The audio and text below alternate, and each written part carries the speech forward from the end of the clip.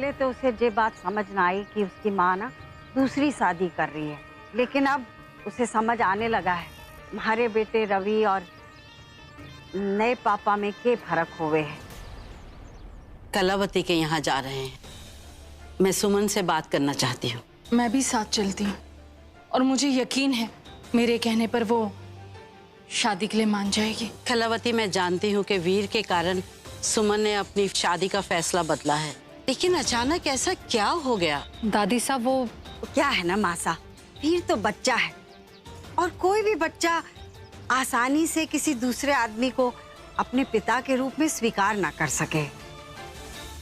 दादी साहब, वीर को भड़काया गया था। लेकिन किसने भड़काया उसे? जिसने वीर को भड़काया है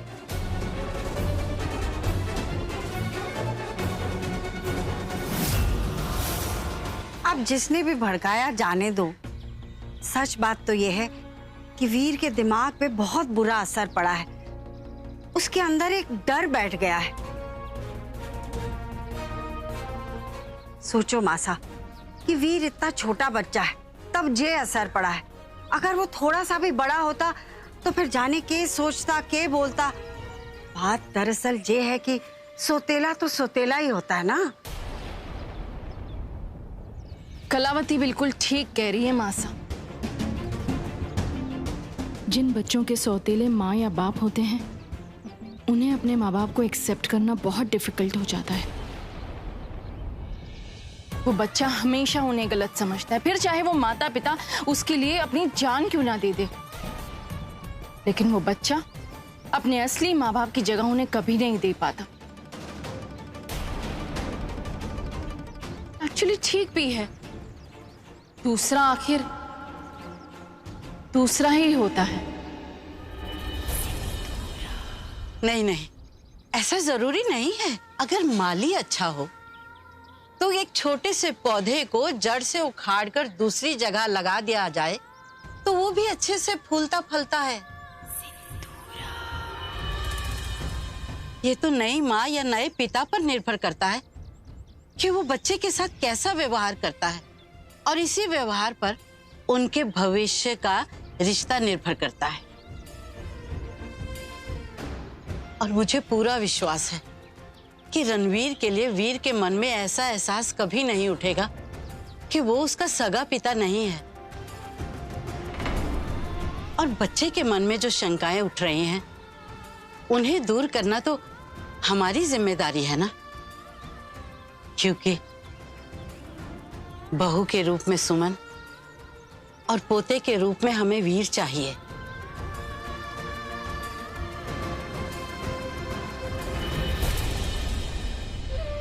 ये औरतें सब कुछ गुड़ गोबर करने पर क्यों तुली हुई हैं? जी सुमन इनकी बातों में आ गई तो हमारी तो मेहनत ही बेकार हो जाएगी। दादी साहब, आपकी इस समस्या का समाधान मैं नहीं कर सकती। वीर ने जो फैसला किया है उससे बदलने के लिए मैं वीर को मजबूर नहीं कर सकती, क्योंकि ये वीर के लिए सही नहीं होगा। मैं समझ सकती हूँ बेटा, लेकिन अगर भगवान ने तुम्हें और रणवीर को रिश्ते में जोड़ना लिखा ही है तो वो कोई तरकीब भी निकाल लेगा, और मुझे भगवान पर पूरा भरोसा है। अच्छा कलावती, चलते हैं। अरे ऐसे कैसे मासा, आप कम से कम कुछ चाय नाश्ता कुछ मीठा कुछ तो करती जाए। कलावती, मन खुश ना हो ना तो खाने पीने को भी अच्छा नहीं लगता। बस आज्ञा दो। अच्छा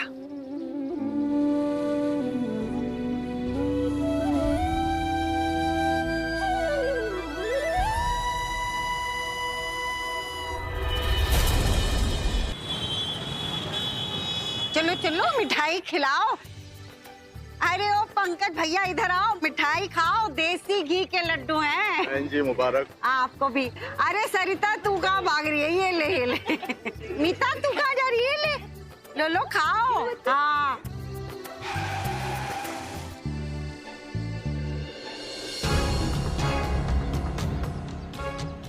हाय अंकल।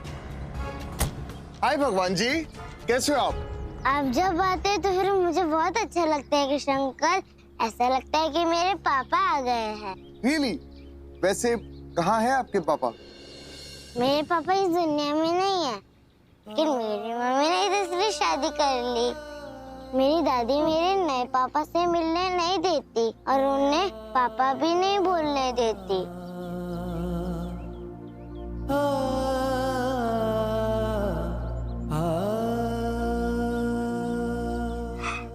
इट्स ओके, मैं हूं ना। आज के बाद आप मुझे पापा बोल लेना, ओके?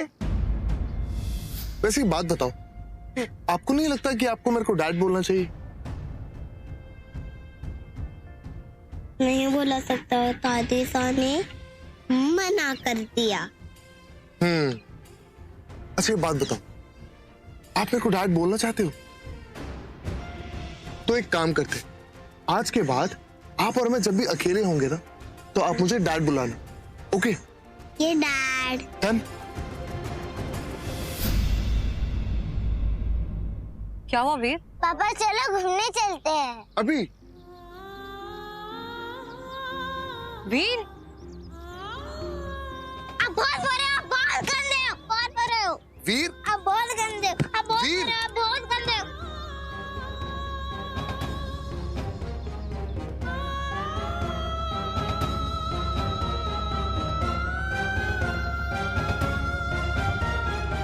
आप बहुत बुरे हो, बहुत गंदे हो।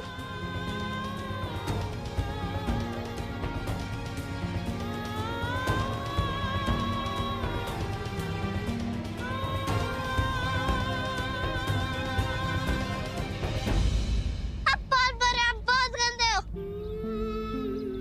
आप बहुत बुरे हो, बहुत ही गंदे हो। वीर क्या हुआ? मुझे आपसे बात नहीं करना है। आप बहुत बुरे हो, बहुत गंदे हो। मुझे आपसे बात नहीं करना है।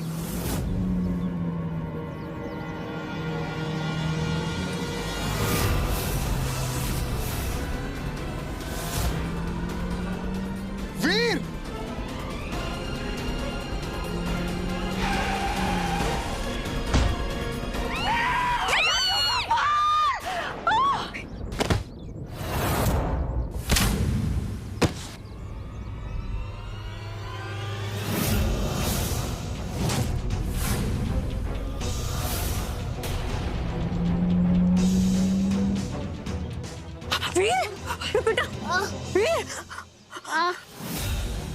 छोटे छोटे रणवीर, रणवीर, तू ठीक है ना?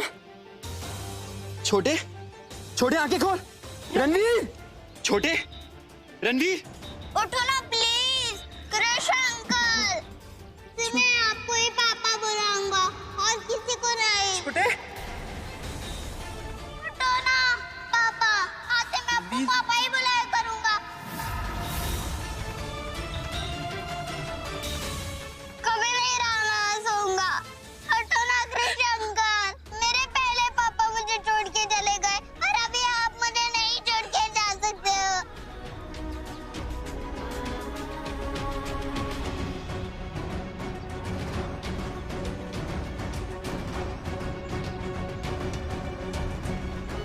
उठो ना, उठो, उठो, रणवीर? रणवीर तू ठीक है ना? वीर? वीर, आप ठीक हो ना?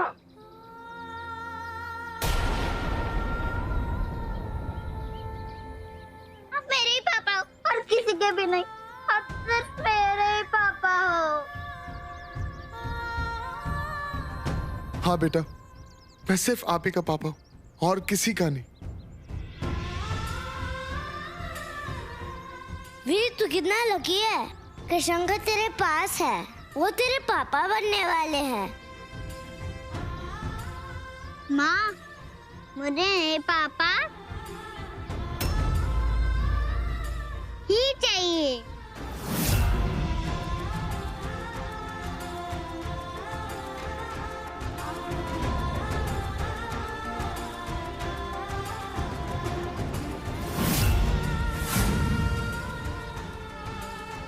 सुमन, अब तो वीर ने भी मुझे अपने पापा की तरह एक्सेप्ट कर लिया। अब तो मुझसे शादी करोगी ना? नहीं चाहती ना कि रणवीर और सुमन की शादी हो तो फिर ठीक है, ये शादी नहीं होगी।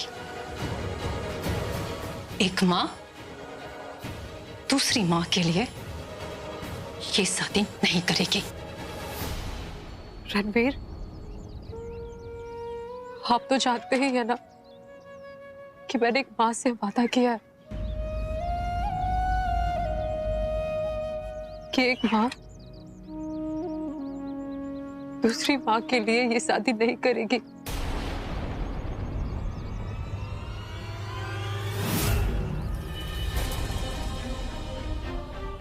और अगर अब मैंने ये शादी कर ली तो एक मां दुखी हो जाएगी ना।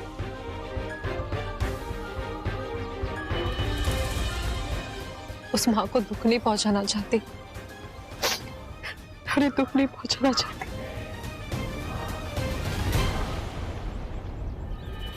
ये काम तूने बहुत अच्छा किया सुमन, क्योंकि सिंधु तो इस शादी के लिए हाँ कभी ना बोलने वाली। अब कान सीधा पकड़ लो या घुमा के, हो तो वही रहा है जो मैं चाहती हूँ, इस शादी का दी एंड।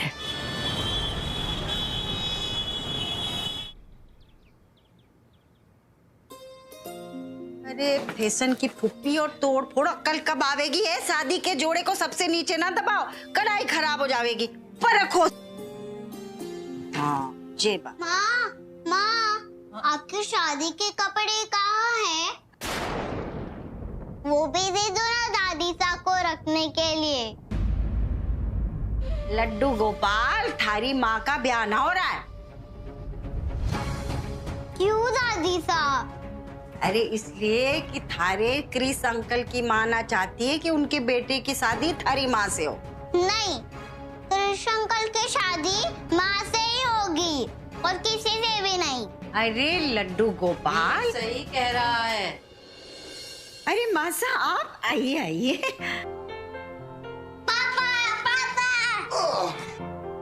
कैसे हो आप? अच्छा हूँ।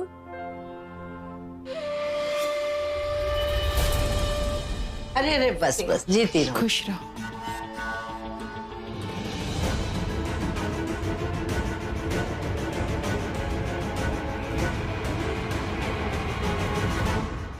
नमस्ते दादी साहब। जीती रहो, खुश रहो।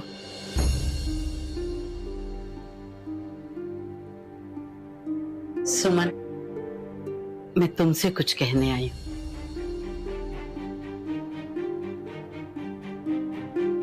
अगर तुम्हारे मन में वीर को लेकर कोई भी शंका या कोई डर है तो उसे प्लीज अपने मन से निकाल दो,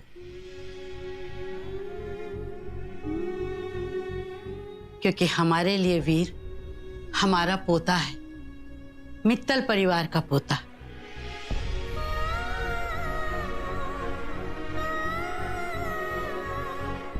वीर को कभी किसी चीज की कमी नहीं होगी, ये तुम्हारी दादी सा का वादा है तुमसे। दादी साहब, ये बात तो मैं जानती हूँ। तो फिर हाँ कह दो ना शादी के लिए।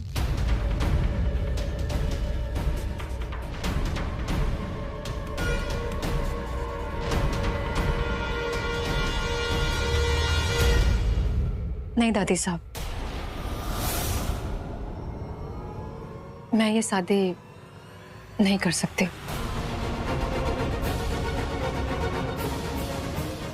अगर मैं कहूं तो फिर भी नहीं करोगी शादी?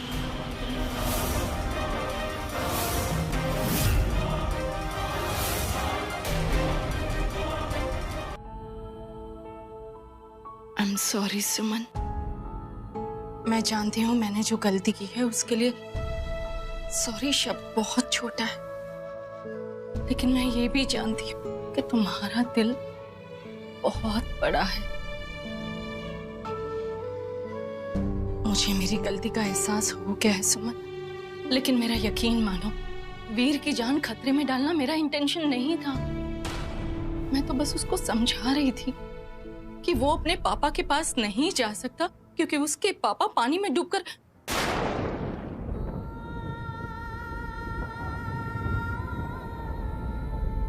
मुझे बिल्कुल अंदाजा नहीं था वो अपने पापा से मिलने के लिए पापा को ढूंढते हुए पानी के पास चला जाएगा और गलती से फिसल जाएगा। मुझे लगा था कि मेरे समझाने के बाद शायद वो अपने पापा से मिलने की जिद छोड़ देगा, लेकिन सब उल्टा हो गया।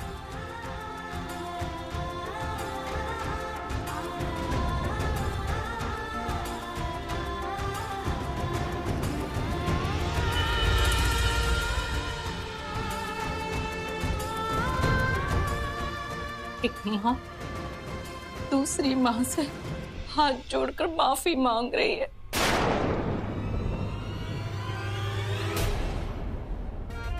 इस सिंधु का हृदय परिवर्तन कैसे हो गया अचानक?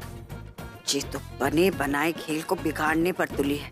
अब जे इसका तिरिया चरित्र है या सच में पिघल गई? महाकाल, हमारे कानों में खतरे की घंटियां क्यों बज रही हैं? मुझे माफ कर दो सुमन।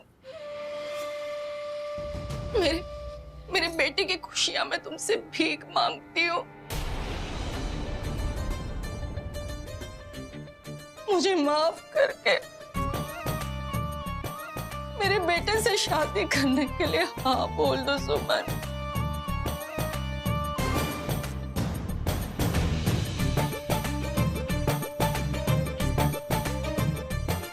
हाँ बोल दो। बस कीजिए, आपको कुछ भी कहने की जरूरत नहीं है। सिंदूरा।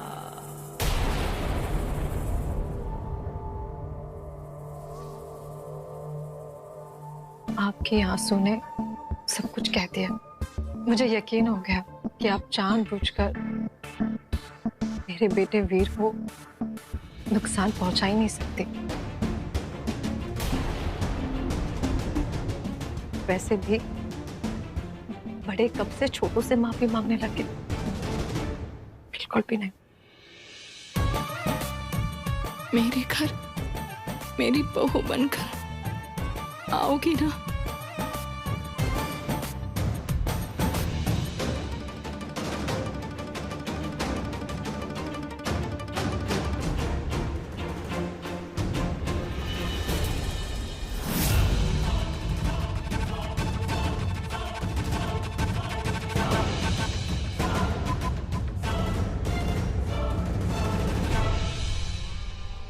अब इस तरह रुलाओगी तो मैं तुम्हारा शादी का जोड़ा कैसे भेजूंगी जल्दी?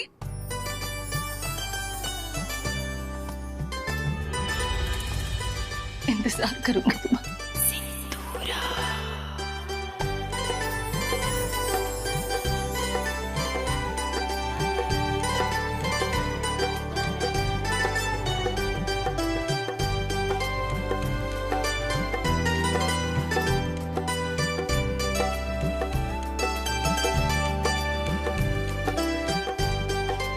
चले।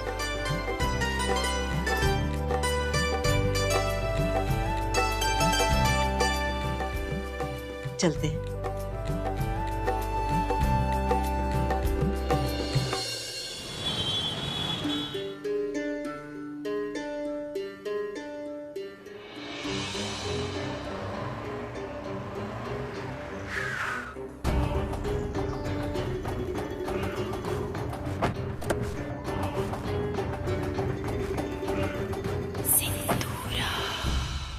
किसने बुलाया था? तुम्हें ये बताने के लिए कि तुम्हारे हर प्लान में अब तक तुम फेल होती आई हो। मैं फेल होती आई हूँ? शक्ल देख क्या अपनी आईने में? सारा बना बनाया काम बिगाड़ दिया। अरे माना कि थारे बेटे ने हमारे पोते को मना लिया था, लेकिन हमारी बहू सुमन तो राजी ना थी शादी करने के लिए। थारे को महान बनने का शौक चलाया, चली गई उसके सामने माफी मांगने। तुम्हारे को तो अभी भी विश्वास नहीं हो रहा कि तूने सुमन से माफी मांगी। तूने मांगनी पड़ी कलावती, रणवीर के लिए। अगर मैं सुमन से माफी नहीं मांगती ना तो मेरा बेटा मुझे पलट कर नहीं देखता। और ये तो तूफान के आने से पहले की शांति है। मैं तो बस तुमसे ये पूछना चाहती हूँ कि तुम मेरे साथ मेरे प्लान में शामिल हो या नहीं। देख सिंधु, थारी और हमारी दोस्ती उसी दिन खत्म हो गई थी जिस दिन तूने हमारे पोते की जान को खतरे में डाला। लेकिन भले ही दोस्ती खत्म हो गई, हम दोनों का मकसद एक है, हमारी बहू की शादी थारे बेटे से ना होनी चाहिए। और इस मकसद में मैं थारा साथ एक ही शर्त पर दे सकती हूँ, तू हमारे पोते से दूर रहेगी। कलावती, मैं मानती हूँ मुझसे अनजाने में भूल हो गई। मैं उस चीज के लिए तुमसे माफी मांगती हूँ, पर यकीन मानो मेरा इंटेंशन नहीं था कि मैं वीर की जान को खतरे में डालूं। मैं वादा करती हूँ तुमसे, तुम्हें वीर को लेकर आगे कभी परेशान नहीं होना पड़ेगा। ठीक है, बस अब ये सोचना होगा कि हम ऐसा दाव लगाए जो फेल ना हो।